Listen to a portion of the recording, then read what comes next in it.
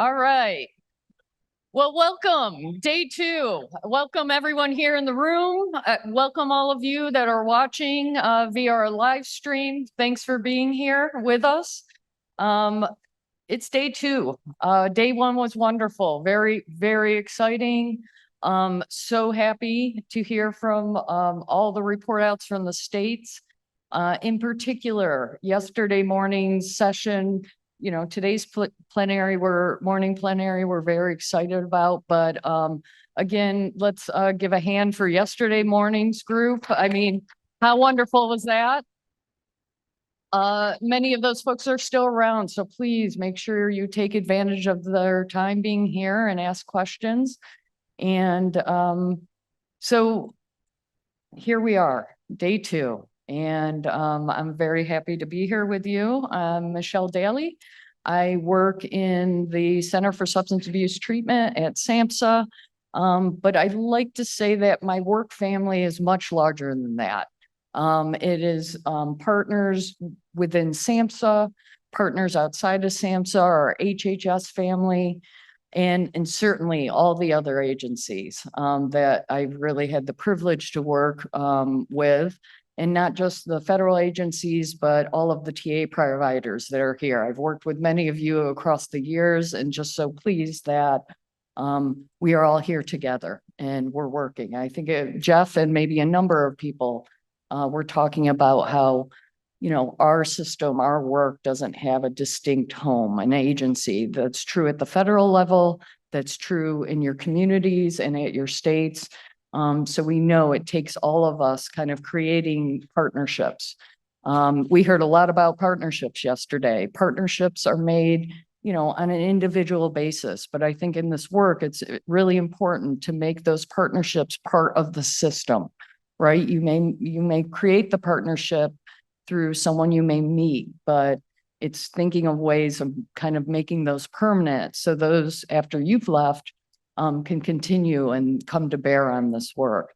So, thinking about today, a couple little housekeeping things. Those of you that have luggage that you might need to kind of put to the side outside of this room, down towards the window there's an area. Feel free to put your luggage. There's going to be always someone outside there keeping an eye on that.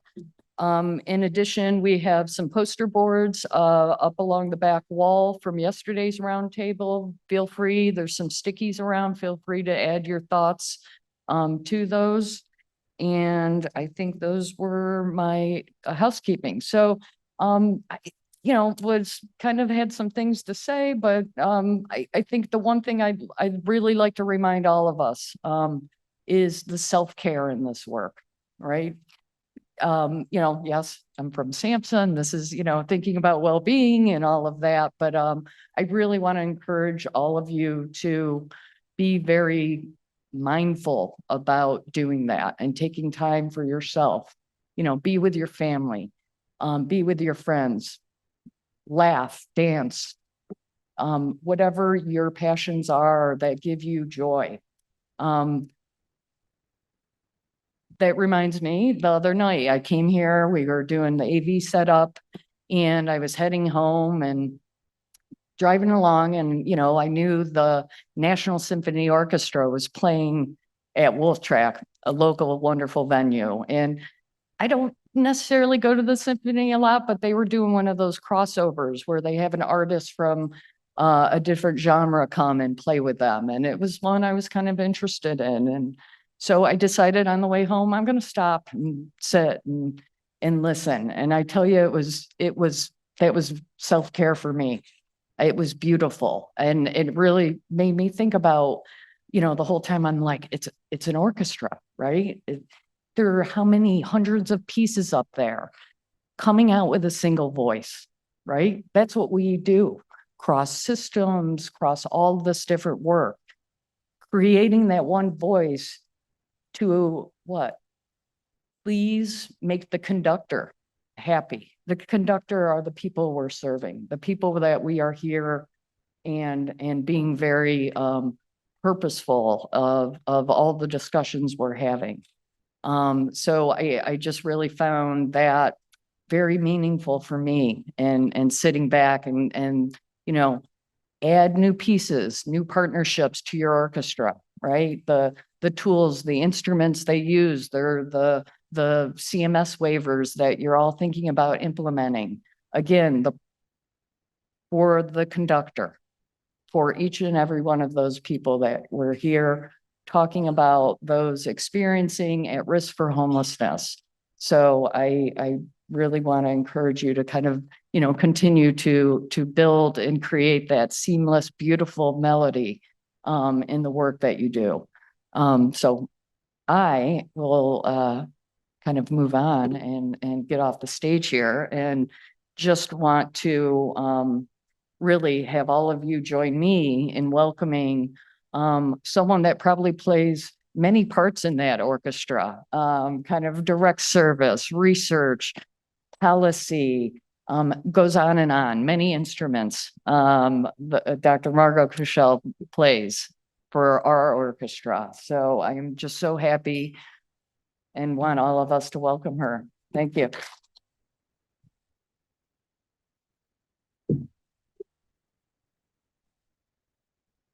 Thank you so much, Michelle. That maybe it's because it's like 5 a.m. my time, but that got me a little teary-eyed. But thank you so much for being here and for all that you do.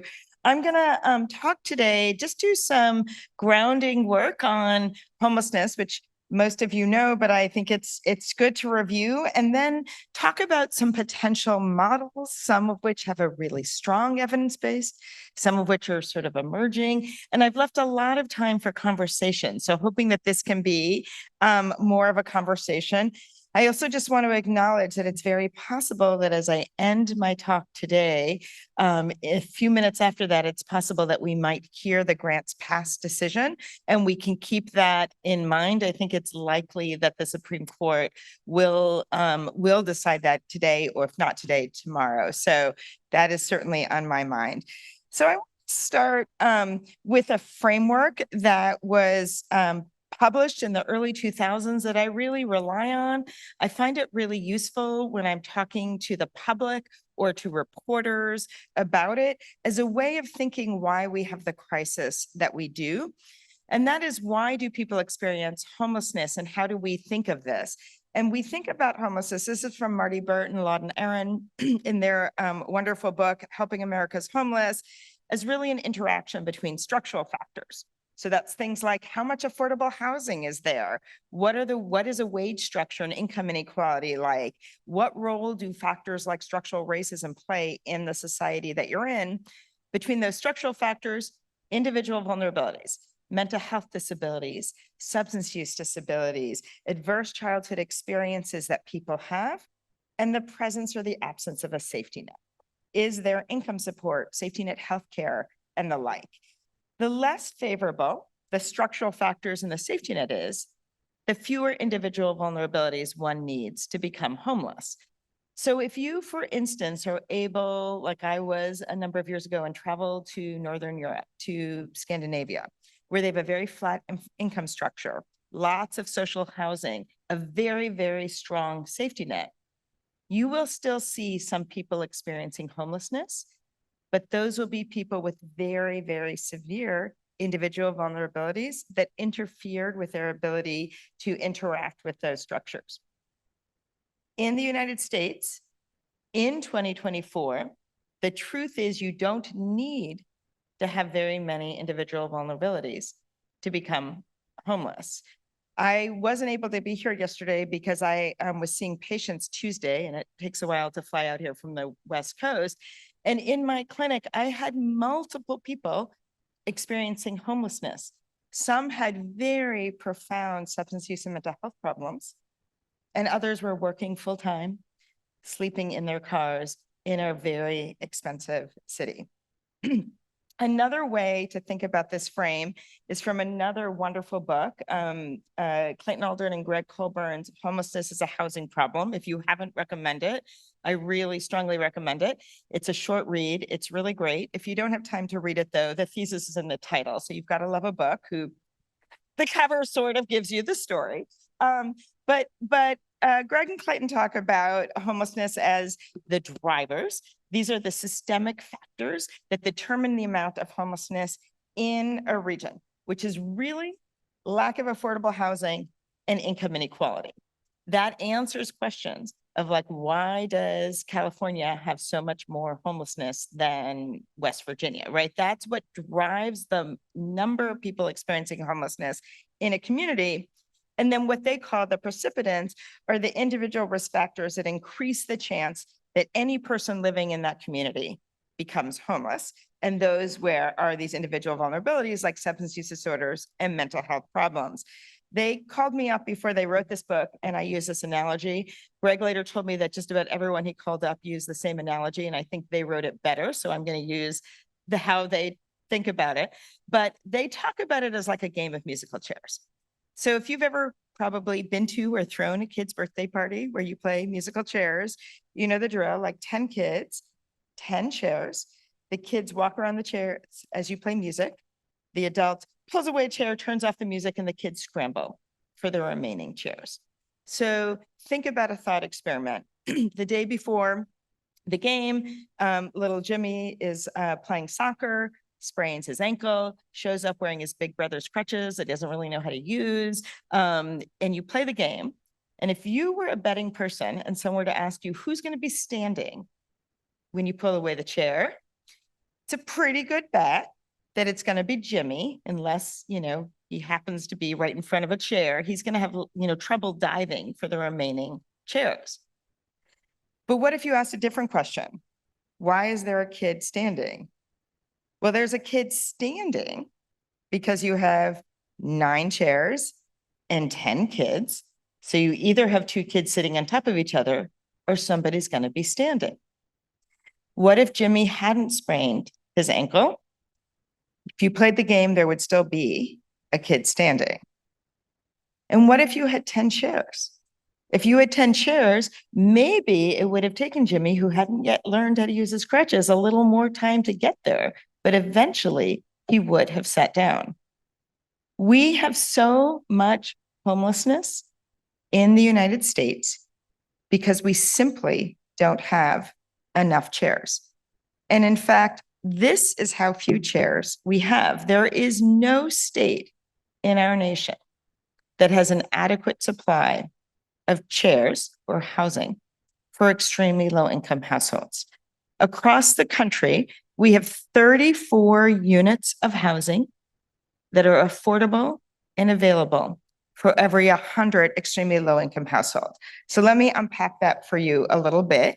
Extremely low income is any household that makes less than 30% of the area median income. The area median income is different in San Francisco than it is, let's say, in a small town in Mississippi, but every area has its own median income. So any family that makes less than 30% of that is extremely low income. Affordable. Affordable means that you could pay for it with 30% or less of your family's income. The fact that those are both 30% is a coincidence, which makes my storytelling harder, but it just means that if you are very poor and you spend more than 30% of your income on housing, you're not spending it on food, healthcare, all of the other things, and you're at high risk of falling behind and losing your housing. Available means the housing exists, it's habitable, and it's not occupied by a higher income household who could have afforded something different. If you look at my home state of California, we clock in at a whopping 24 units of housing for every affordable and available for every 100 extremely low income households. To give you a sense of scale, nationally, we're short 7 million units of that housing. In my state, we're short 1 million. We are big contributors to the problem here. If you look at this map, you'll see a bunch of states in red. I wish that they had chosen another color. This is the National Low Income Housing Coalition, because when I say red states, it confuses people because it's not what we usually think of as red states, but you know what I mean. The states in red on this map are states that have fewer than 30 units of housing affordable and available. With the exception of New York, which I'm happy to talk about why it's an exception, those states to a state are the states with the highest rates of homelessness. It is not because they have higher rates of people living with mental health and substance use problems. It's because they don't have enough housing. We have so much homelessness in our country because we don't have enough housing that is affordable and available for extremely low-income households, full stop. So I'm going to now move into talking about some research that we published a year ago, like last week.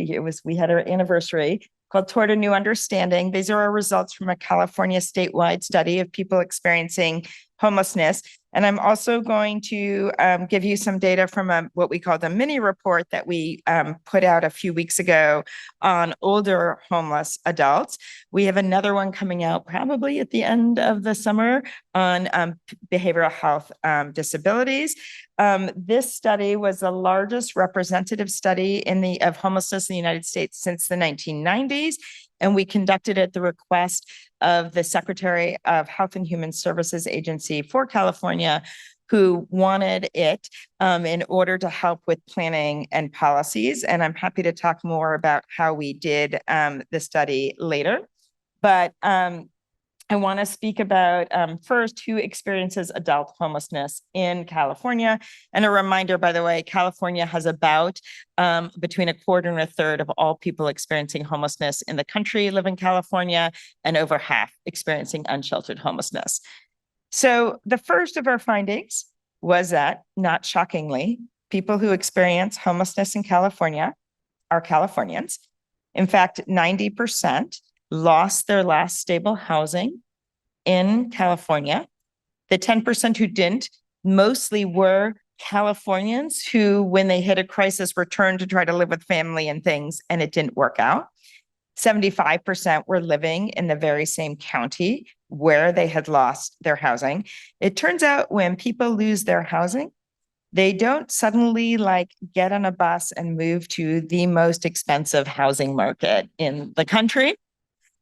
But if you live in California, you would never know that, because everyone talks about people rushing into our fine state because we're such a great place to experience homelessness.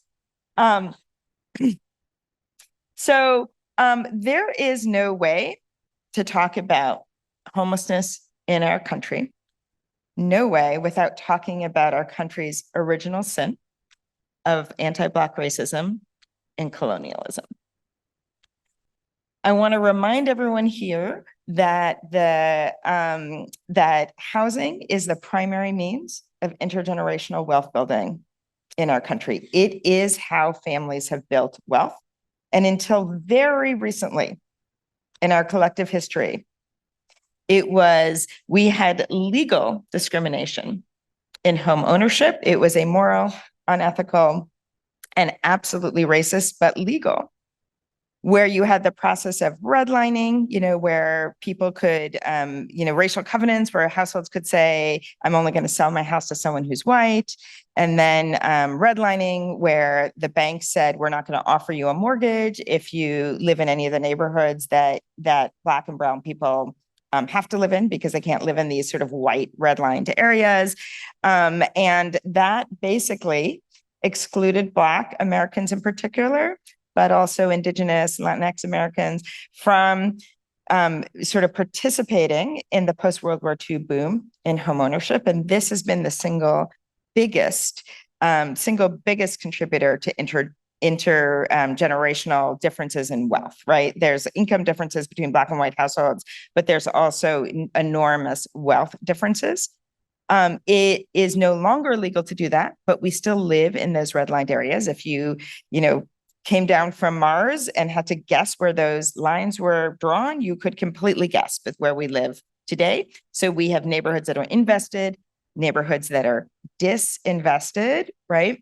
And we have the fact that if you're Black, let's say, you are much less likely to be a homeowner. And if you're a homeowner, you have lots of ability to protect your other social networks, because, we own our home. And my son called us up and said his friend had no place to live.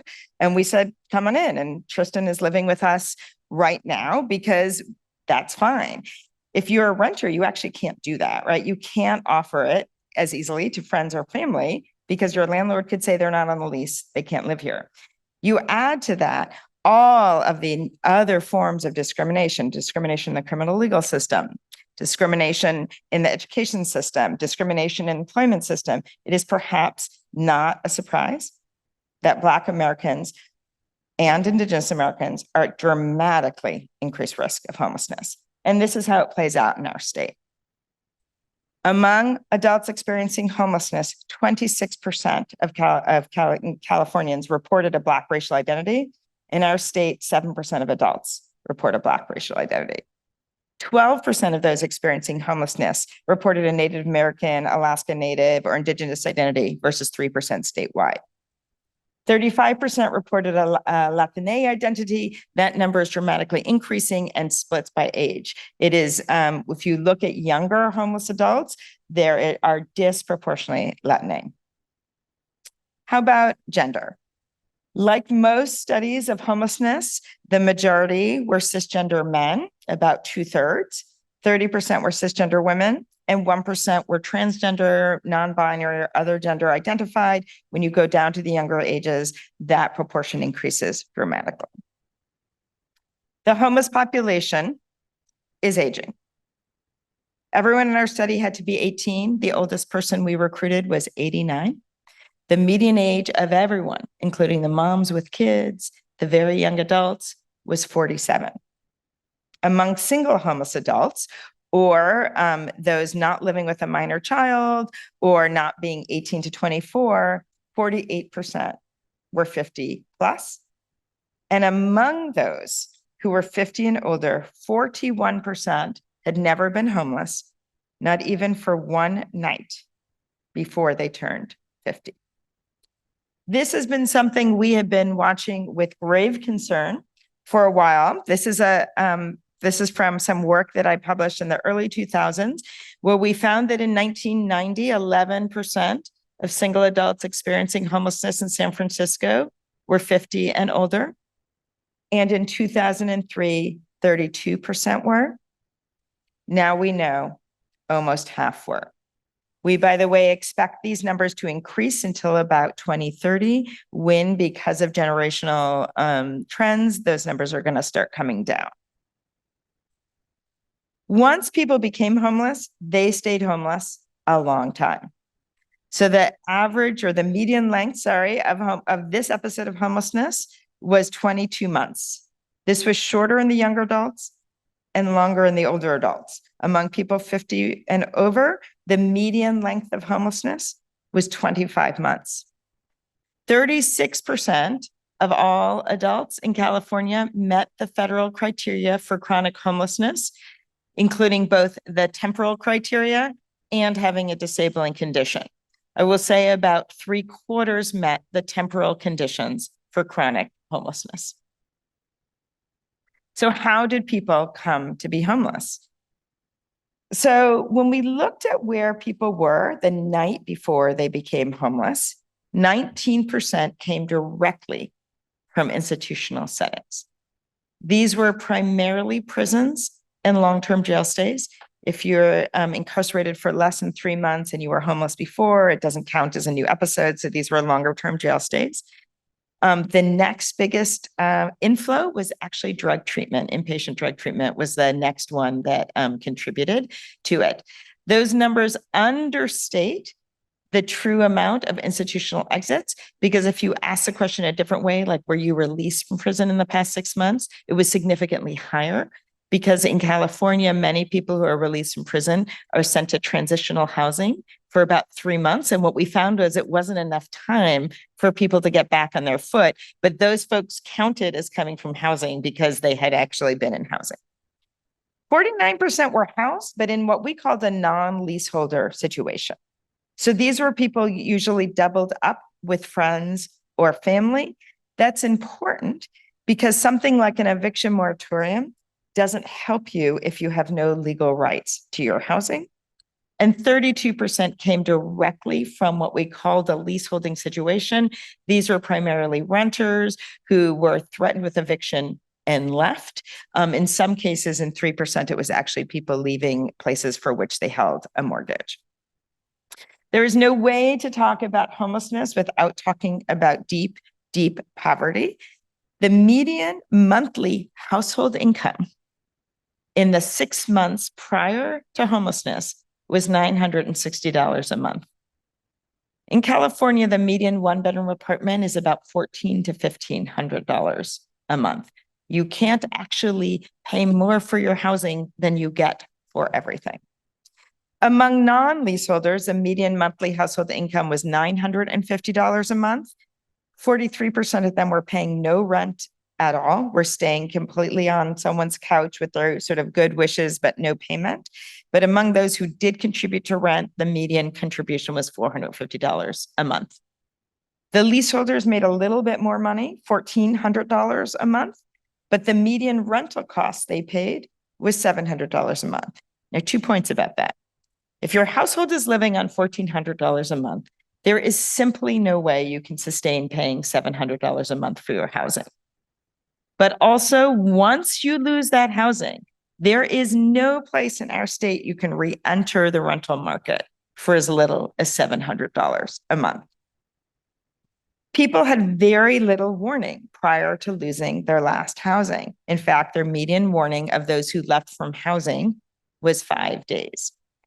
Among non-leaseholders, it was 1 day. When things fell apart, they fell apart quickly and people had to flee. We found this very interesting that among leaseholders, it was 10 days. California has very strong rental protections. It's very hard to be legally evicted in less than 30 days. You can be legally evicted for what's called a pay or quit order if you've fallen very far behind in your rent, but usually you've gotten a lot of warning. But otherwise it's 30, 60, 90 days, but the median amount of warning people had was 10 days. And in our qualitative interviews, it was very clear that people would get an eviction notice or just a threat of eviction and terrified that they would have an eviction on their record, which would really hamper their housing from then on out. Having no access to the legal system and not knowing what to do, they would just flee. We put people through a thought experiment and asked them what might have prevented their homelessness had they gotten it before they became homeless. And the way we set this thought experiment up was we said, we're not looking at something that would have kept you housed for a few more months. We're looking at something that you think could have kept you housed for at least 2 years. We thought beyond that, people couldn't wrap their minds around it, but we really wanted to say this was really getting, being stably housed. We did ask people whether it would be staying in the same place or moving to a new place, and they were allowed to sort of talk through both options. 70% of people thought had they gotten $300 to $500 a month of extra income, they would have remained stably housed. 82% thought $5,000 to $10,000 one-time payment would have done the trick. And 90% thought something that sounded like a housing choice voucher. We basically explained a housing choice voucher without calling it that, would have done the trick. I think the other 10% were people who were holding vouchers, by the way, that they were unable to use. But we asked people in our qualitative interviews, like, how would this have worked? And people talked about, working 2 jobs and constantly following like a little bit behind. And they said, well, if I had an extra $400 a month, I would have been able to stay there. Or needing money to pay back rent, the $5,000 to $10,000, or that they had located another place to live, but they didn't have first and last month's rent. And had they had it, they would have then kept their income source, and then they would have been able to stay housed. So what was the experience of homelessness like? In a word, it was completely harrowing. I think this quote, more than anything else, explains what we're up against when we think about providing healthcare, mental health care, substance use care for people experiencing homelessness. Most of the time we're running around trying to figure out where we're going to sleep at night. We're not worried about going to the doctors or going to see someone or going to get help with our mental state. When you are homeless, it is all consuming. In California, if you experience homelessness, you almost certainly do so in an unsheltered setting. We asked this question in 3 different ways: where all the places that you've slept in the last 6 months since you became homeless. If you're homeless less than 6 months, we bound it at that time. Where's the place you slept last night? and where is this place you slept the most. These data are from where you slept the most in the last 6 months, or if you've been homeless shorter for the time you've been homeless. 78% had spent the majority of their time in unsheltered settings, 21% living in their vehicle, and 57% in a non-vehicle setting. This is a photo that we took while we were out doing our research. This is what a lot of California looks like right now. Only 22% had spent the majority of their time in any kind of sheltered setting. When we asked people if there had been a time that they had wanted shelter but been unable to access it, 41% indicated that there had been a time, of course, 22% had been sheltered most of the time, that they had wanted it, tried to get it, and were unable to access it. As the grants pass decision comes down today or tomorrow, we need to think about this. People talk about like forcing people into shelter. They have to go to shelter. There is no shelter. There is no option for where to go. People's health was shockingly poor. In health research, we have this one question we can ask: how do you rate your health? Poor, fair, good, very good, or excellent? And it turns out that the answer to that is incredibly predictive of whether you're going to die or wind up in a hospital. If you had only one question to ask on a research instrument, that's what I would ask. 45% of all the adults reported their health as fair or poor. Among United States adults, it's about 13 to 15% who would report that. 60% of people knew that they had at least one major chronic health condition. I'm talking diabetes, cancer, congestive heart failure, even though people had poor access to care and thus might not have known that they had a chronic health condition. And 34% of all adults, 18 to 89, reported having a difficulty with one of the 5 major activities of daily living. If you look among older adults, 53% reported that their health was fair or poor. I'll say as a side note, in a long-term study I'm doing among older adults, reporting your health as fair or poor was one of the most powerful predictors of whether you would die, and you're much more likely, to die than in the general population. 68% reported a major chronic health condition, and 35% had 2 or more. And among those older adults, 43% reported at least one difficulty with an activity of daily living, and 23% reported 3 or more difficulties with activities of daily living, which generally meets criteria for skilled nursing facilities. In the past 6 months, among all the adults, 38% had visited an emergency department just in 6 months. In the US in general, about 12 to 15% go to the emergency department over the course of a year.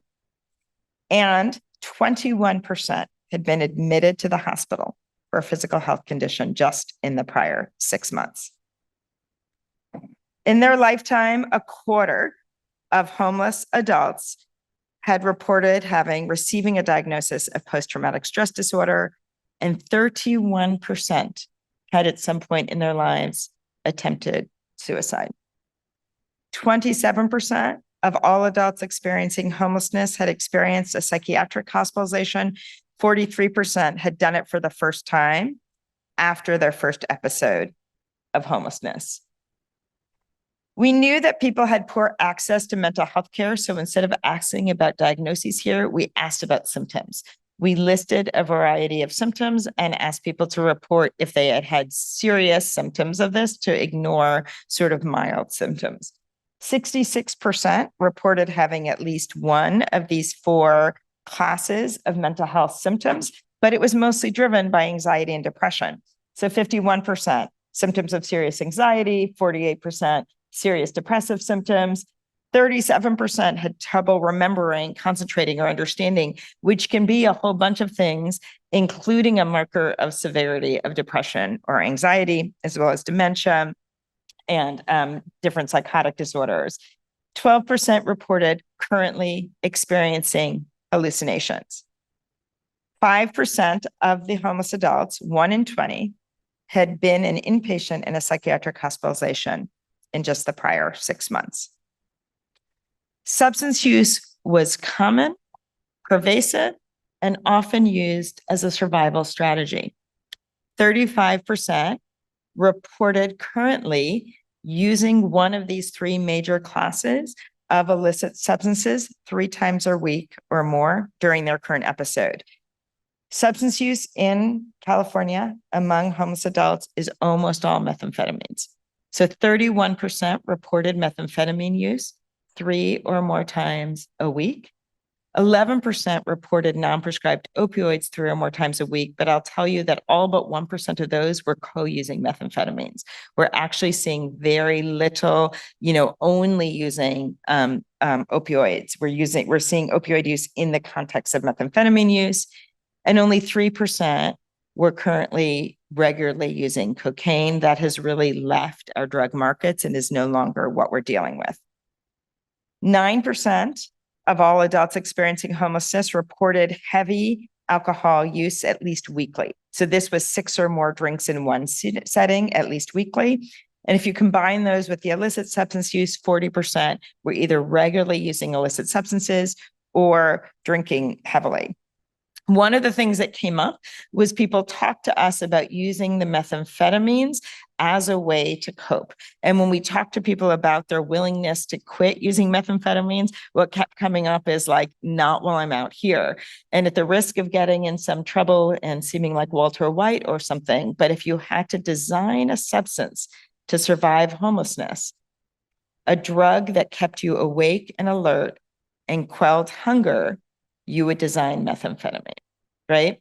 And so when we do motivational interviewing or when we try to engage people in thinking about their substance use, I always go in with the assumption, right, that substance use are doing something for people. It may be harming a lot, but it also is doing something for them. This is a really clear example of how people were using substances instrumentally.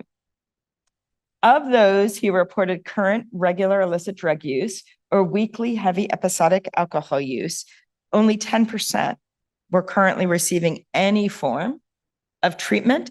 And most of this was driven by NA or AA sort of peer treatment groups.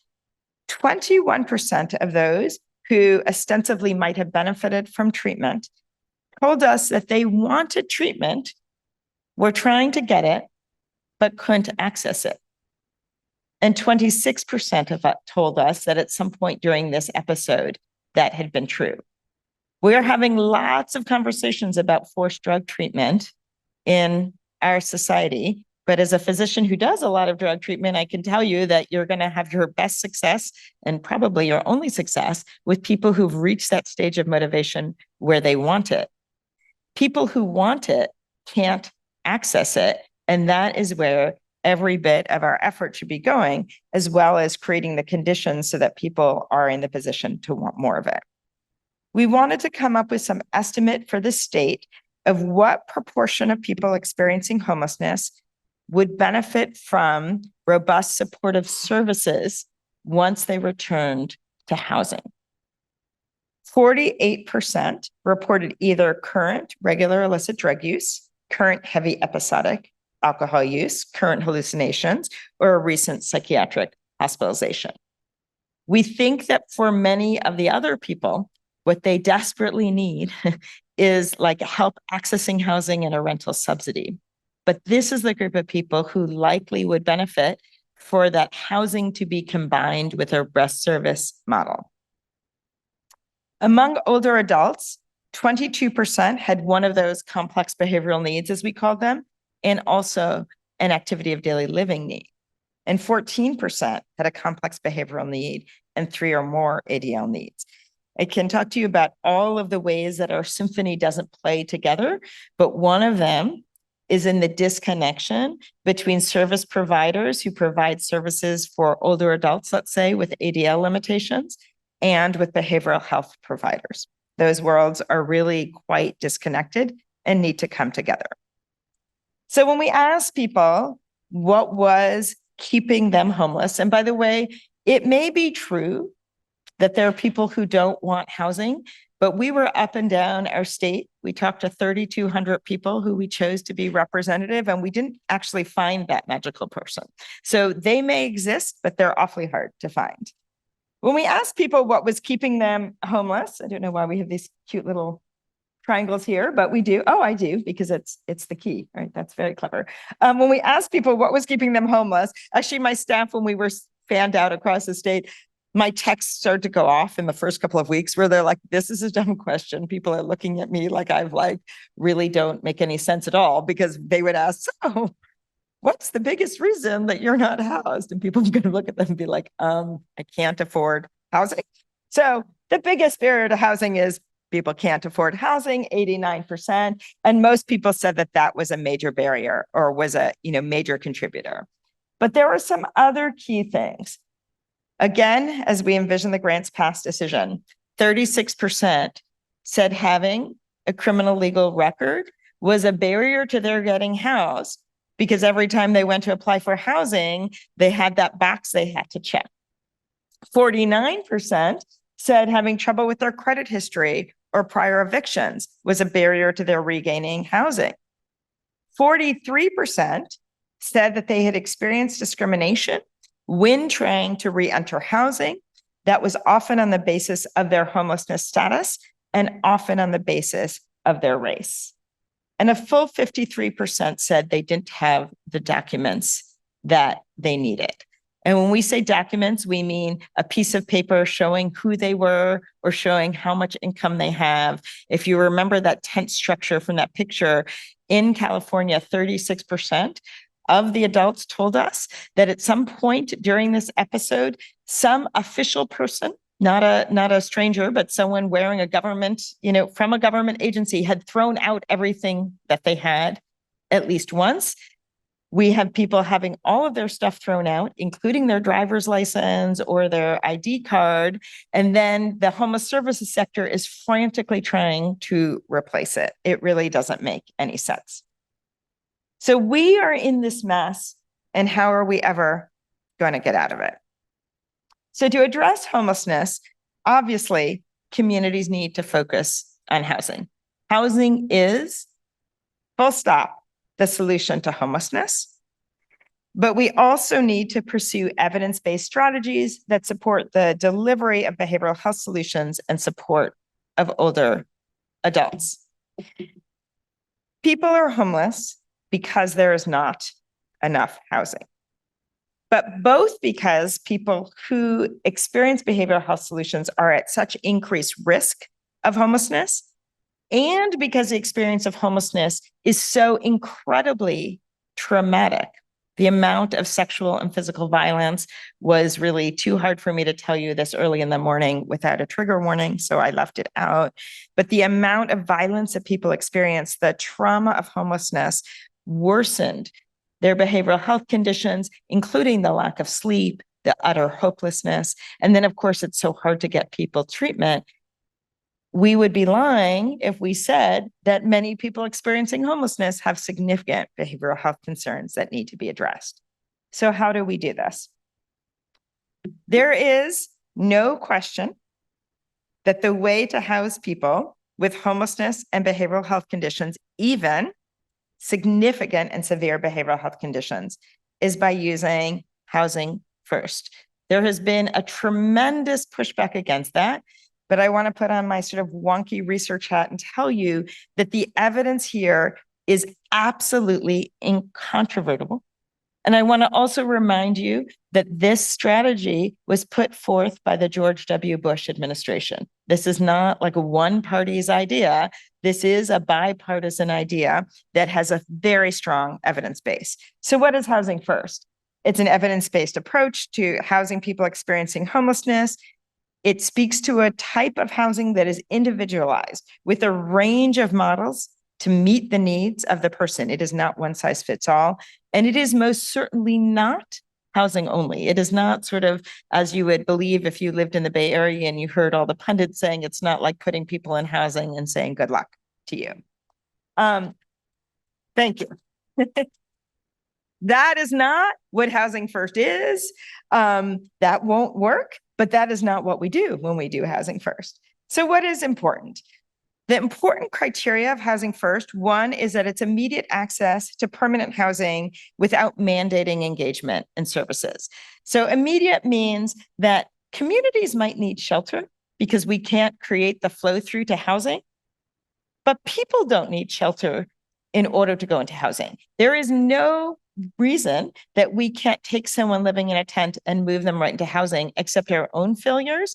You'll read sort of a lot of rhetoric of like, people need to come to the shelter to learn how to be housed. You don't need to learn how to be housed. And if you did, you wouldn't learn that in a shelter, right? So it's immediate. And when I say permanent, I really mean not time limited. It doesn't have an expiration date on it. And then without mandating engagement in services, a key core concept of housing first is that the housing and the services are sort of separated. Because if you mandate people receive treatment, let's say drug treatment, and people are not ready to do so because they're running around homeless and they're experiencing all these problems, you're going to wind up with people who neither accept treatment nor housing. But instead, if you bring them into the housing without preconditions and you offer those services, people are allowed are able to move along this cycle of change and get to the point where they want it. Housing offers the stability needed to engage in services. And this, I will say again and again until I'm blue in the face, is supported by a very robust evidence base. I love doing research. I'm a researcher. I am tired of doing studies that show that housing first works. We need to move beyond that. It works.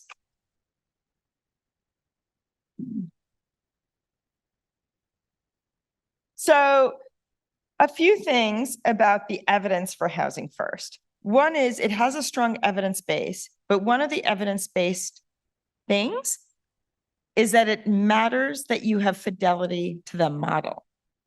If you don't actually offer what the key components are of housing first, you know what? It doesn't work so well, right? So it's like you have to actually do it. And the analogy I use is like one of the most effective things we do in medicine is give people a very high risk of heart attacks who've had a heart attack an aspirin. You give them an aspirin, their risk for having another one goes down. It's great, like pennies, easy, the whole thing. If people don't get their aspirin, and you'd be surprised how many people don't get their aspirin, then you don't reduce their risk of heart attacks. We don't turn around and say aspirin doesn't work for heart attacks. We say we need to get people their aspirin. The same thing here. So fidelity to model matters. What does it show? That it can end homelessness rapidly. You don't need to go through shelter. You don't need to go through other steps, and durably. Don't believe people who say it doesn't work over time. It does. There is pretty good evidence that it reduces some things like carceral involvement and recidivism. And there's really good evidence that it increases engagement in services.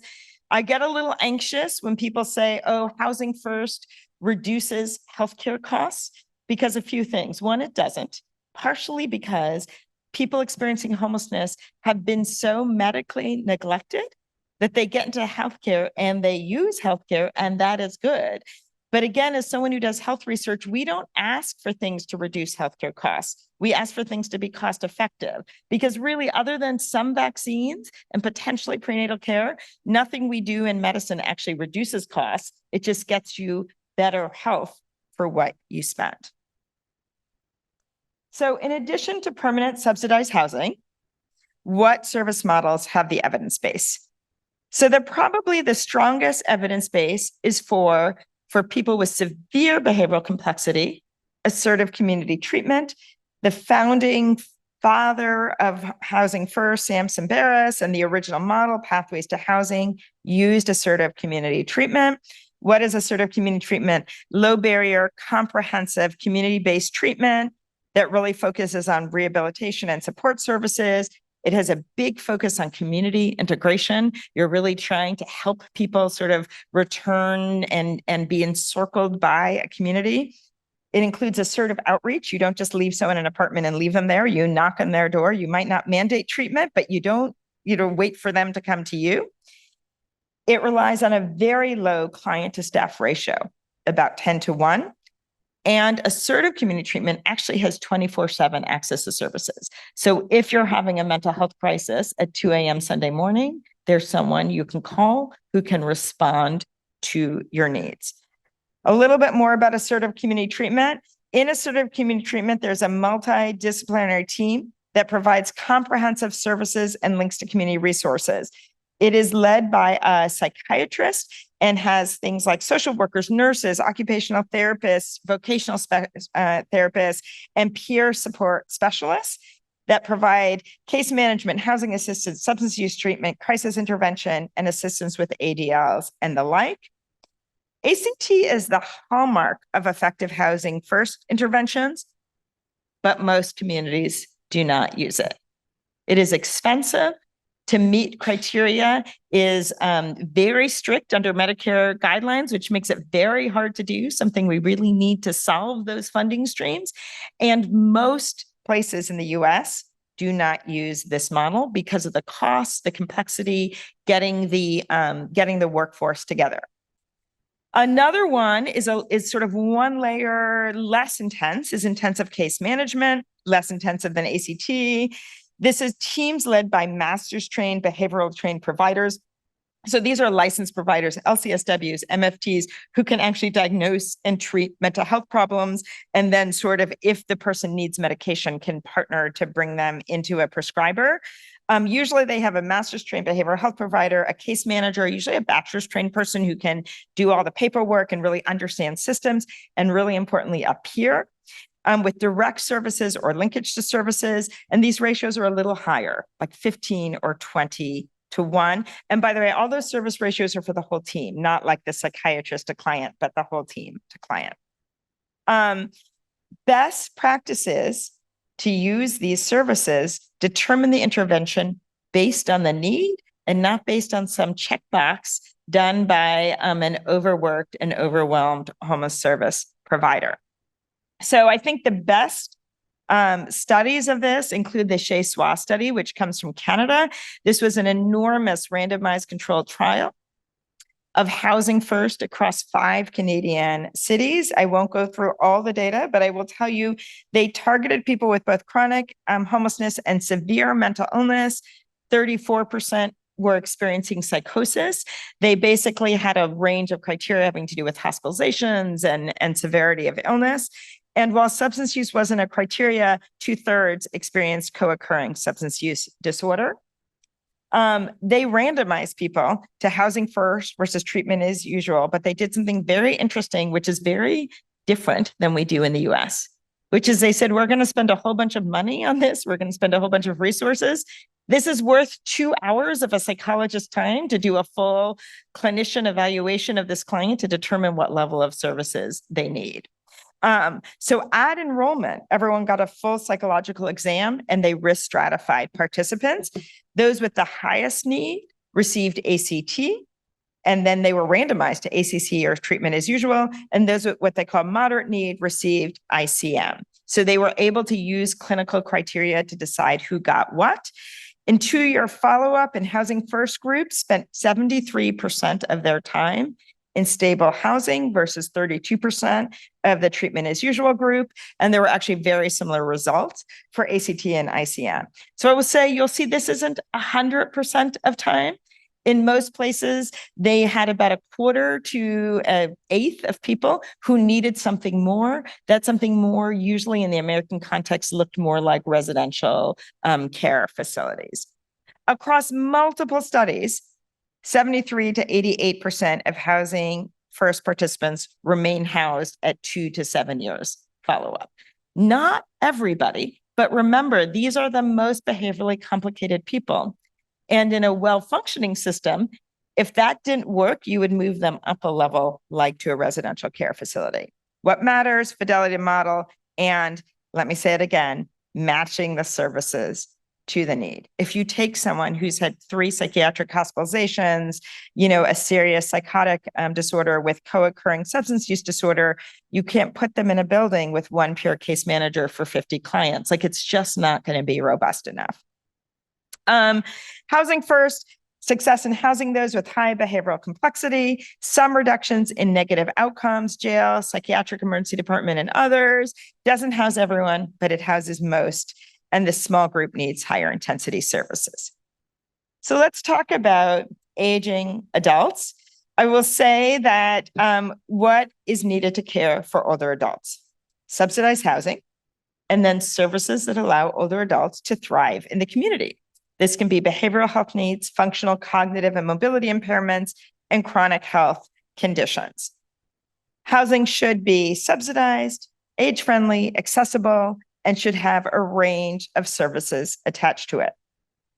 Unlike Housing First for clients with severe behavioral health disabilities, there's actually much less of a robust evidence base about what works, meaning that we haven't done huge studies to say this model is better than that model or things, but there are some emerging models that I want to just briefly touch on.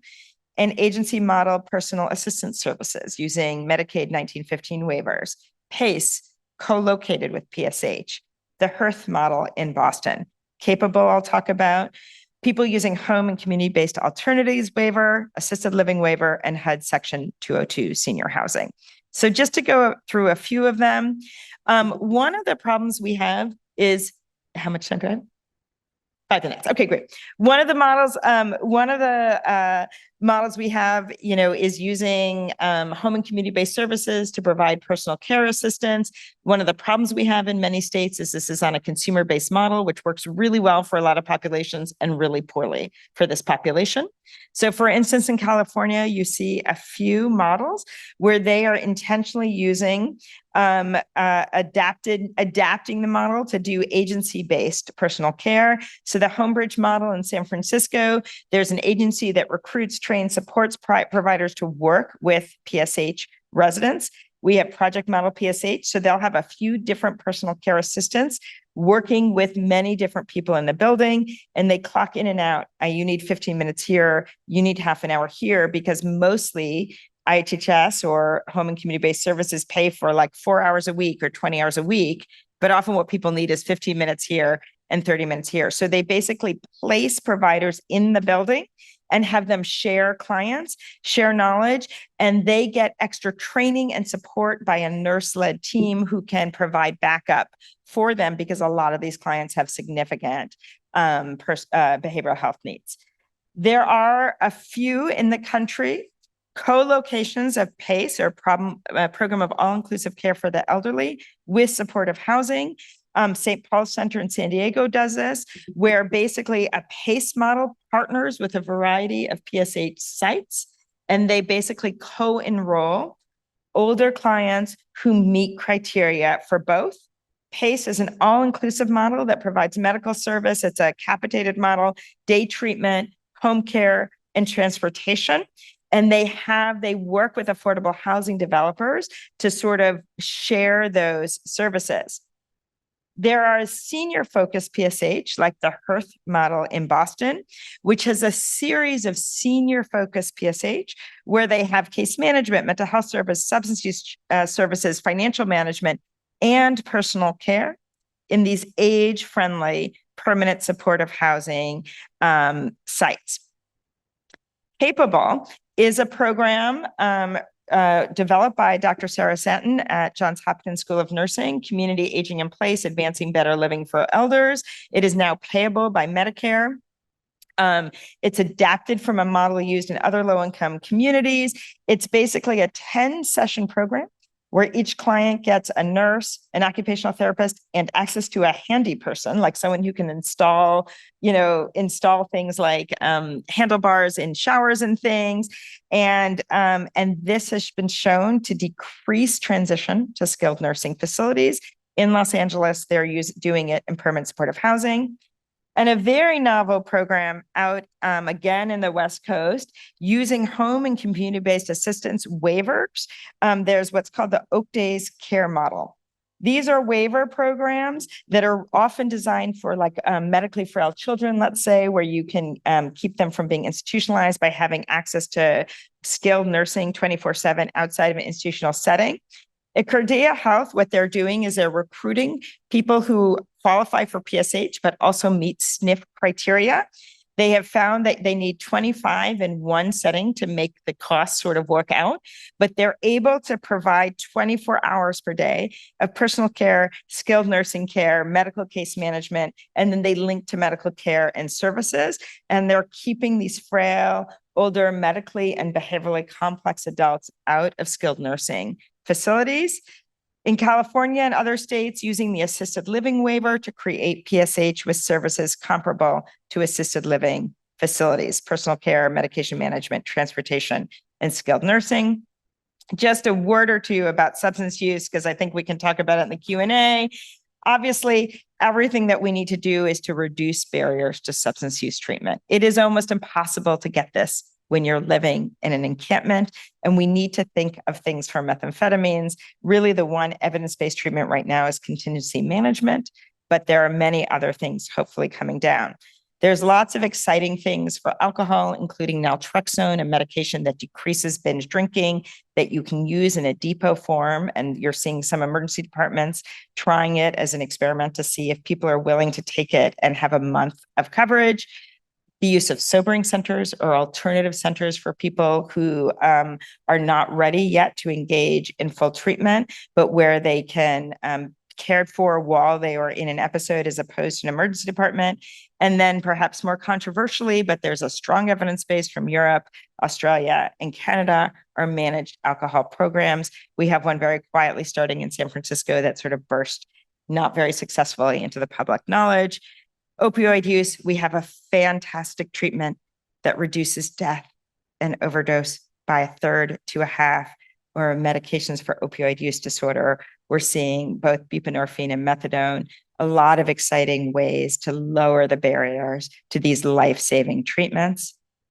And we're starting to see some interesting work to reduce the risk of drug poisoning in PSH, because the concern is if you put people behind a door and close a door, there's increased risk for overdose.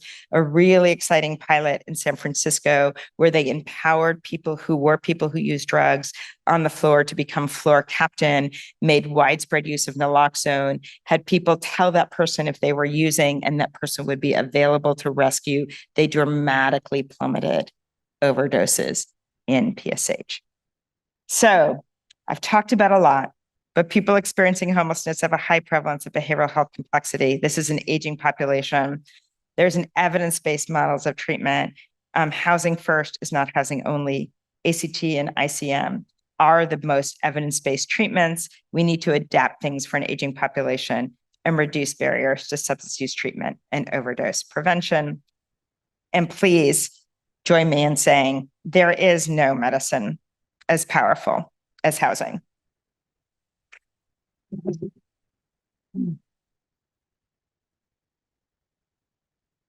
Right.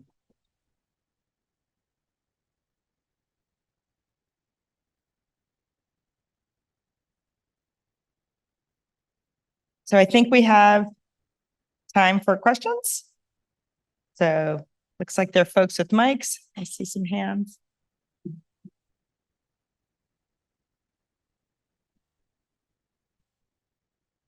Thank you very much. So for the individuals you said were in housing 7 years later. Yeah. Do you have data on how many times they were rehoused Yes. in that time frame? Thank you for asking that question. I don't know if that was a planted question or not, but No, but I've been searching for the data. For yes. So we have it from our study that we did in Santa Clara, California, called Project Welcome Home.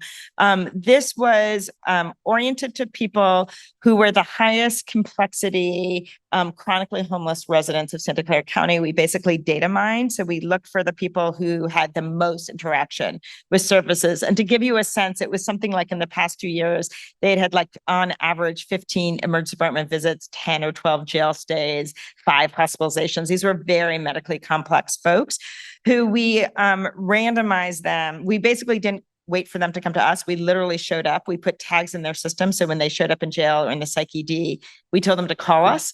And then we showed up and we said, hi, I know you've been up all night in the emergency department and you've never met me before, but if you sign these 20 pieces of paper, you have a 50-50 chance of getting into housing. We approached 426 people. 2 people said, I'm too tired, go away. 1 person was eligible and said no. Every other person said yes. Every other person said yes. By the time we finished the study, 91% of those randomized to housing, and then we randomized them because we didn't have enough housing. 91% got into housing. When we published the study, 86% had. And then we followed them for 7 years. And they stayed housed over 90% of their nights for the next 7 years. But they moved on average, it was something like 80% of people moved, and they moved on average 2 times. And so one of the things that the program designers did in this program was they asked us if they could keep 2 units empty. And at first we were like, 2 units empty, that's 2 more people you could house. And Abode, who's a fabulous service provider, said, no, trust us on this. So they kept 2 units empty as like a rescue housing. And if a person was burning out of the housing, if they were having a crisis and the landlord was getting really antsy, the landlord would call and they would say, no worries, we've got you. And they move the person out to one of these empty units, stabilize them, and then move them into another unit. And we think this was an incredibly important innovation, because these folks are incredibly behavioral complex and are going to have sort of relapses or other crises that are then going to be very hard for the landlord. And it did 2 things. One is it prevented that crisis from turning into homelessness, because they had another place to stabilize them. And, you know, sometimes people needed to go to the hospital or needed to have their meds adjusted or something. But they could do it. But the other thing is it kept the landlords engaged, because the landlords are like, oh my God, that's never happened to me before, that I called an agency saying this client is like keeping all their neighbors up at night, or they've done damage to the building and I really can't take it. And someone answered the phone and said, I've got your back.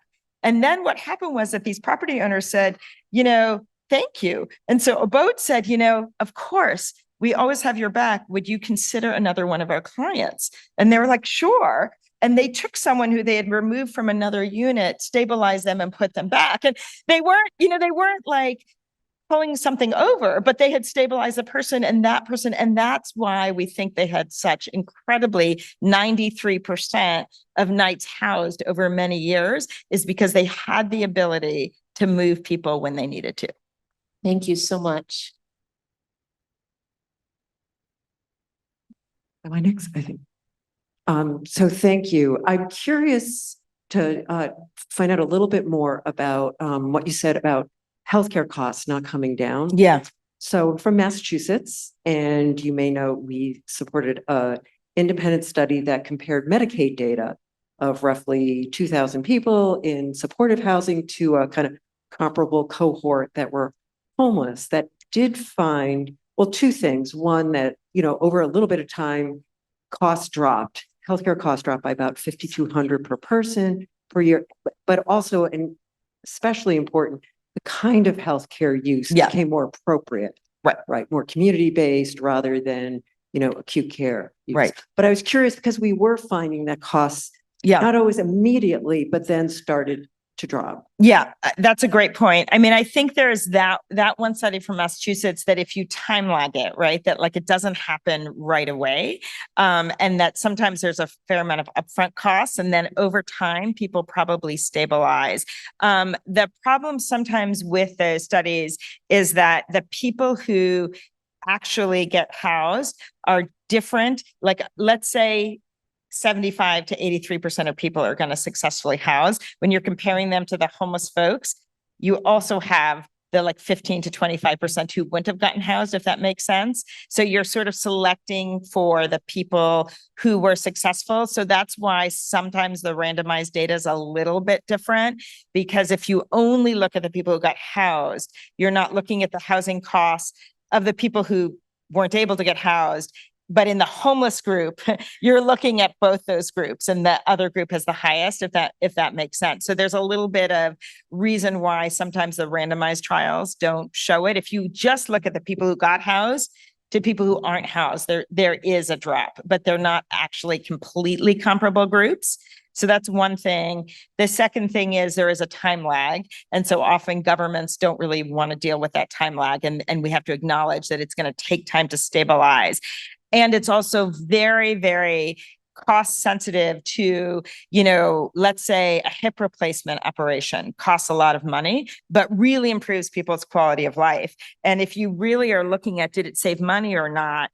You know, what happens is people get housed and good things happen. You know, they do get a lot more mental health treatment. It's not in the ER, it's outpatient, but outpatient mental health treatment costs money. And so I guess I know it's hard within waivers where you have to show cost neutrality, but I always get a little nervous about pivoting it on that. I think you can show it if you just look at people who are actually housed to people who are outside, but you're a little bit comparing apples to oranges if we're being totally honest. But the other thing is it's so cost sensitive that if you start doing, so, if you give someone a coronary artery bypass operation, which will extend their life, you've suddenly lost your cost neutrality. And I don't want to set us up so that we can't do that.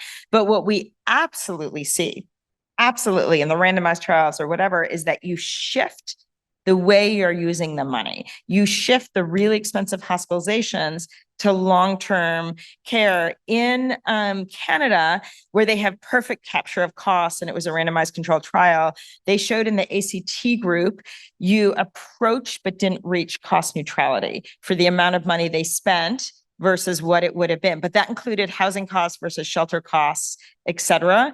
And in the ICM group, it was a little less because the main way you save costs are the inpatient psych hospitalizations.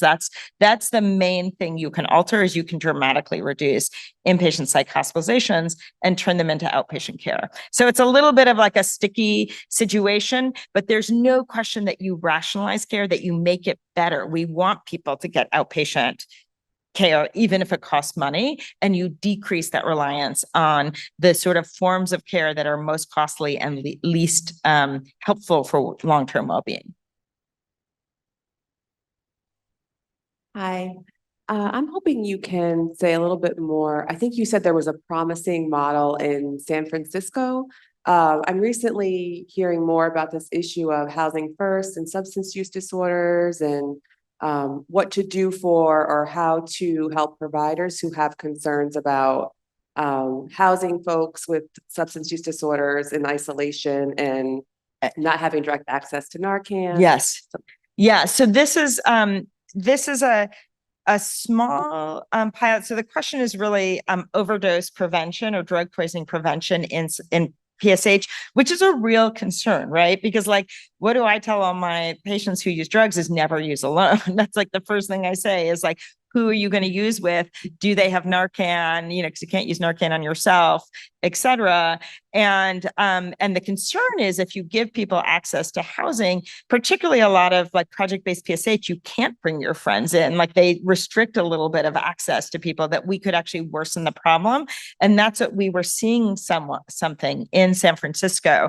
And so a colleague of mine, Dr. Kelly Knight, working with a drug users union, so a group of people who with lived experience of drug use, basically came up with this model where they appointed, trained, and paid what they called floor captains. So people who themselves either currently or had experience using drugs to become the leaders in their floor. They made widespread access of naloxone. So they had like little lock boxes, sort of like, things that you could open and just pull out naloxone whenever they needed. So they sort of flooded naloxone.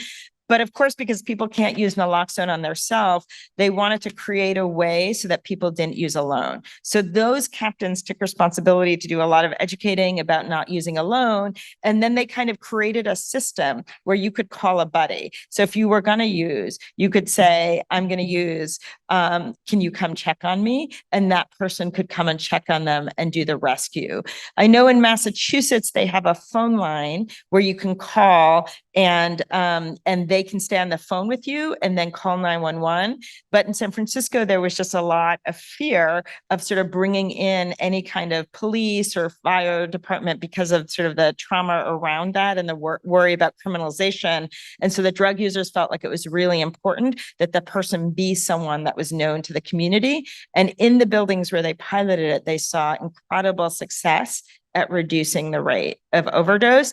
It's a tricky model to talk about because people get like paying drug users to help other drug users and things, but it was remarkably successful. And I think something that we need to test more and try to bring to scale and figure out like in different contexts what works best. But it's kind of like sort of like the Massachusetts model, but more homegrown and more local. And it doesn't involve a police or emergency response. Obviously, if someone got naloxone, and they needed more care, they would call 911 to get more care. But the first contact was someone known to them. Sure. Hi, Dr. Kushel. In New Jersey, there's a. This side, sorry. All right. The room's a little dark. I'm sorry. Yeah. There's some emerging interest from two of the medical schools to really stand up street medicine programs. Yes. Can you talk about what you see as kind of best practices with that, and particularly where the integration with graduate medical education? And what was the last part of it? Oh, just how, sometimes there's a little hesitancy around GME requirements and how that integrates well and things like that. So if you could talk to anything. Yeah, I mean, I think street medicine is extraordinarily important. Like, we're not getting out of this crisis anytime soon, and we can't leave people to die on the streets. In terms of medical schools working on street medicine, USC has like probably the most robust University of Southern California program, where they involve trainees from all of the different schools, so nursing and medicine and the likes. And the thing is that with Medicaid, there is now a new code for to be able to bill for things that are done outside of clinic settings. And there was just actually a great piece in the New England Journal of Medicine about a week or two ago, talking about how this code could really help expand the viability of street medicine programs, because they've often been run as sort of voluntary things or things where you couldn't bill for. And now you actually can bill for out of sight. There's like a billing code for an out of sight service provision. I think that, really the best practices is one, to be led by people with lived experience. I would never go out to a street medicine program without engaging people who are peers to go with you, to build trust, to really know where things are and who people are and who needs help. I think they tend to be multidisciplinary. As a physician, I think physicians are great, but really we need nurses and nurse practitioners and things who really need to lead, often lead it. There's some very exciting street medicine things in California where they're inducing buprenorphine without bringing people in for care. As you may know, buprenorphine, to start people on it, the first few days are a little need a lot more monitoring, because you've got to get people sort of up to the right dose quickly. And traditionally that was a big barrier. And they are now doing street inductions where they have protocols where they can actually get people started on buprenorphine without bringing them into a clinic. And they basically can do the observations, because you don't want to give people too much or too little, and you need to rapidly increase the dose out on the street. But I would say multidisciplinary, we can and should bill for it, because that's what's going to make it sustainable. And including peers are incredibly important. I think that like our programs we send our medical residents out with street teams, and we've been able to get it as like part of their training. They need to have, like, the different residency programs, you need to have like a supervisor who's approved to do it. So from the same discipline and things, but we've absolutely been able to get it, to get our residents, physicians, have it count as training time. And we have some wonderful stuff in schools of nursing where they also are doing it and getting credited for it.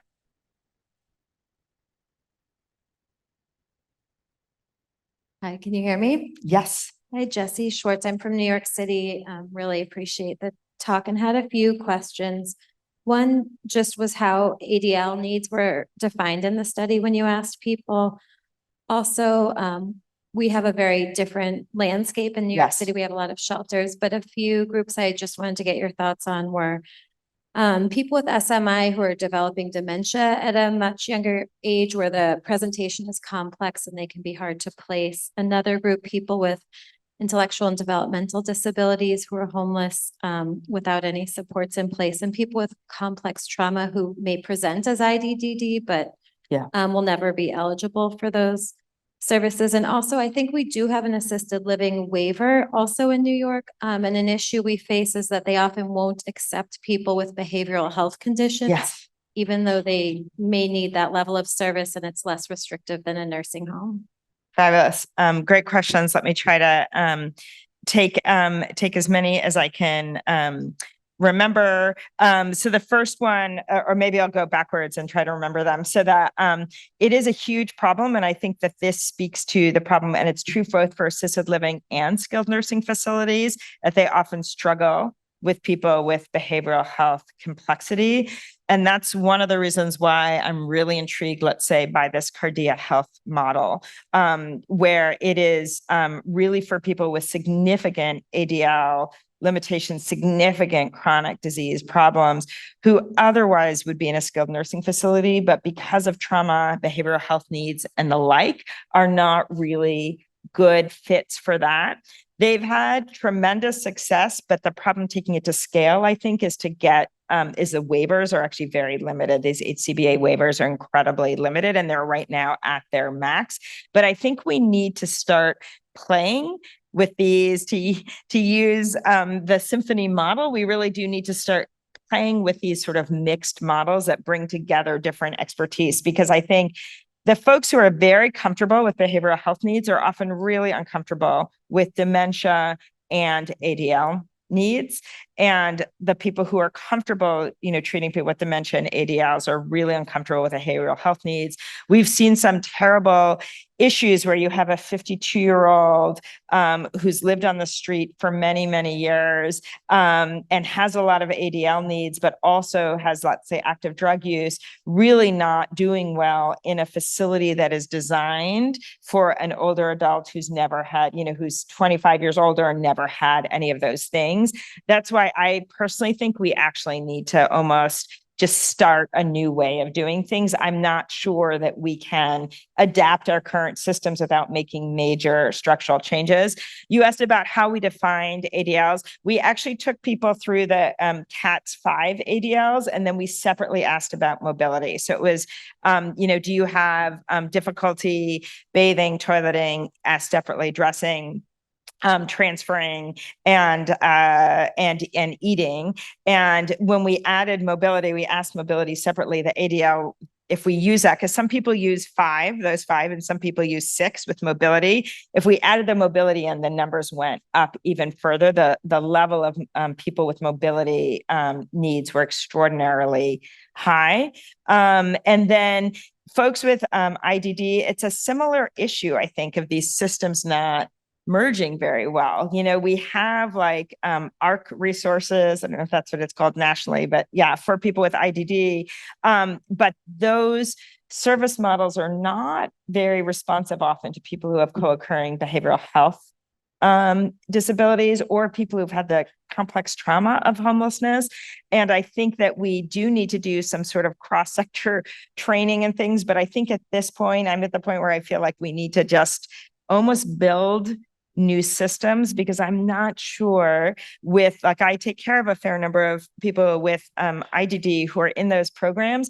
I'm not sure it would really work to bring in someone who had the complex trauma of homelessness and an active substance use disorder, let's say, into those settings. So I think it's a real problem. And the same with the dementia. I mean, I think the new frontier we're going to be in, and we're going to be in for a while, is that a lot of these folks are going to have increasing dementias. In our study in Oakland, where we're able to do neuropsychiatric testing, about 25% of the older adults have what looks like a moderate to severe generalized cognitive impairment, and about 36% have executive function impairment. And so this is only going to get worse as the population continues to age.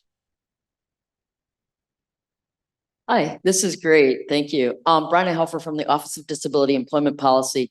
Curious if you have any insights about economic mobility of those folks that have been successfully long-term housed.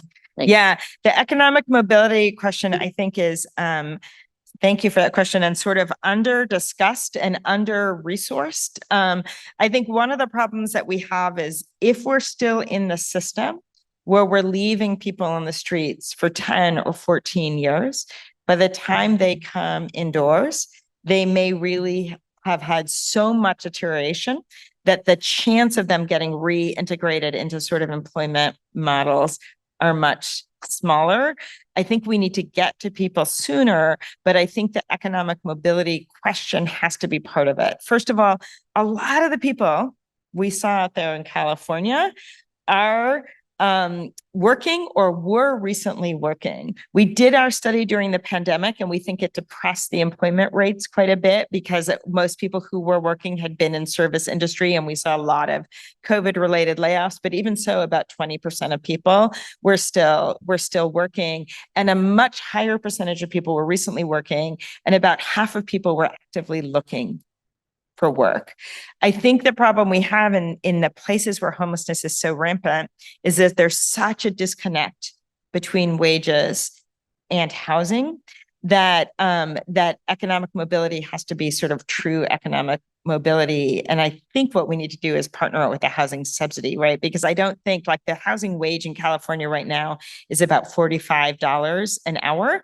And I actually don't think we're ever going to get like the minimum wage up to that, right? But I do see there is a lot of interest that we found in people returning to the workforce, particularly those who had been homeless for less long, but they're gonna, we could see them and we know that they're gonna stay homeless for a long time. And I do think it needs to be a big part of it. One thing that I have been personally interested in is that we see among older adults, sort of the younger older adults, having been a caregiver for a family member was a huge risk factor for becoming homeless. We saw a lot of older adults who either left a job in housing to be a paid caregiver, like through the IHHS program, for their mom or their uncle or something. And that person either passed or went to a nursing home, and overnight they lost their source of income and they lost their housing because their name wasn't on the lease. And to me, this is just shocking and horrible. And I've been talking to the unions who unionize these workers, because like the state knows who they are. The state is actually paying them, and they know when they're losing their job. And then we're just letting them fall into homelessness. But it has occurred to me, not right away, because these folks are often grieving and need like grief breaks and they need to get restabilized. But these are people who've shown themselves that they could be caregivers. And we have such a dire shortage of caregivers. It looked like until the recent budget crisis in California, they were going to increase the hourly wage of caregiving. That's now a little bit delayed, but I think that is a real potential here of people who have been caregivers and then haven't been sort of thought of as someone who could, after a period of grieving and things, re-enter the workforce to caregive for others, particularly if we can bring the wages up to a living wage. Hi, thank you so much. Your study actually resonated so much. My name is Tawana Holland. I'm with the Department of Human Services in DC, and we have been employing Housing First since 2010. And so it has worked very, very well for our city. One question I would have, because we have just rolled out our 1915I housing supportive services that combines the intensive case management that you spoke about with our long-term voucher with our housing department. One of the questions that I have with that is our pre-tenancy, which we call our housing navigation phase. We have a lot of concerns about our participants who want to move away from the places that they were traumatized. Yeah. But the areas that they want to move into has a lot of gentrification, a lot of discrimination. Yes. And they often say they want to decrease the density of homelessness in their area. Yeah. And so I just wondered, was there any thought around engagement with landlords around that? Because we have employed a self-certification with vital documents. And so we've done a lot of town halls with our landlords and developers, but there's still a sticking point with using Housing First in the pre-tenancy, because it's really hard to engage landlords and developers around that model. And so I just wondered, was there any thought around the engagement with landlords and developers to really embrace the fidelity of Housing First? Thank you so much for that question. And I think this is an absolutely essential and huge concern. And I just want to name a few things. One is the way that racism plays out in this. When people are saying those things, I think there's a lot of really like unsaid racism and the role it plays.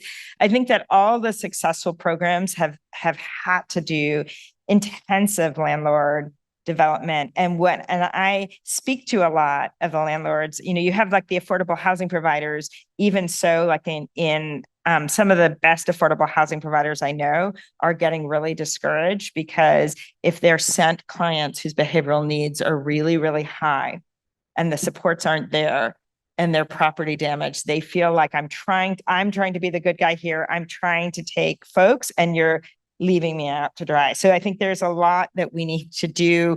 And then for the folks who, in these tight housing markets, which, the DC area also is, the landlord can find a lot easier person, right, to house. And so when you have a really tight housing market, they have very little incentive to take someone. So I think there are a couple best practices, and I'm sure there are many other ideas.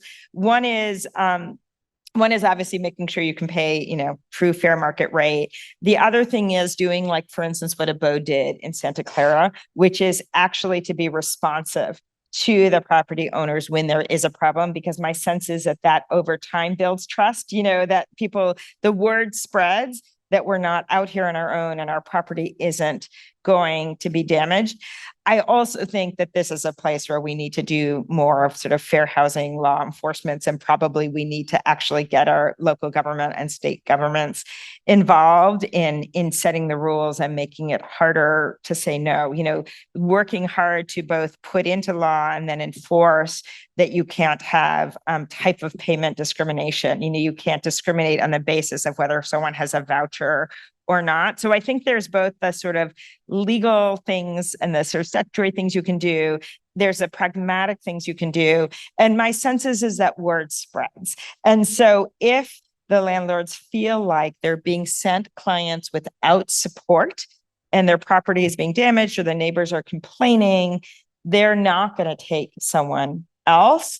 And that actually doing, really putting money and, we have, like, let's say in the California Medicaid waiver, landlord services have now become, coverable benefits.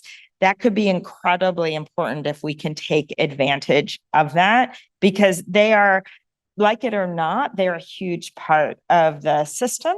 And we need to sort of force them, use whatever we can to force them to be fair, but we also need to be sure that we're not leaving the ones who are actually trying to be helpful, leaving them feeling really exposed. I think we are in such a housing crunch throughout the country that people always, almost everywhere in the country have another choice that's easier. And so what we want to do is we want to make the choice for them easier, both through carrots and sticks. And I'm really hopeful that we can find ways to use, like, the Medicaid waivers to actually truly provide these landlord tenancy services. All right.